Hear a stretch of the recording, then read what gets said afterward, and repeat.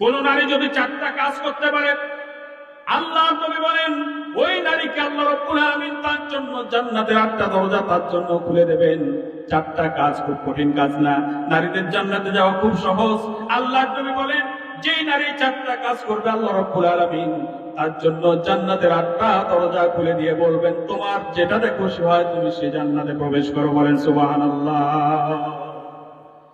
আল্লাহ নবী বলেন 1 নাম্বার কাজ হচ্ছে 5 ওয়াক্ত নামাজ আদায় করবে, সময় মতো সঠিকভাবে 5 ওয়াক্ত নামাজ আদায় করবে। 2য় নাম্বার হচ্ছে রমজান মাস আসলে পরে রোজা রাখতে হবে।